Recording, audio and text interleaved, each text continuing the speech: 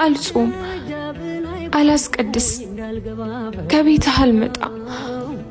አንተ ግን ሁልጊዜም ቢሆን አብረኸኝ ነህ። በሚሻበት ቦታ እግዚአብሔር ዝናሙን ያዘንብ ዘንድ ስለ ዝናብ እንማልዳለን። እመብርሃን እኔን ኃጢአተኛ ልጅሽን ይቅር በይኝ። አምላኬ አልጾም፣ አላስቀድስ፣ ከቤትህ አልመጣ።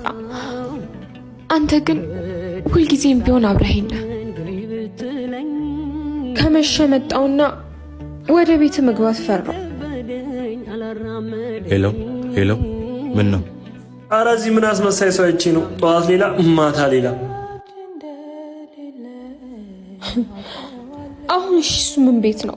በገዛ መቅደስ አንተ ሳትቀየም እሱን የሚከፋው እናት። አቤት። ወደ ውስጥ ትገበልሽ? አዎ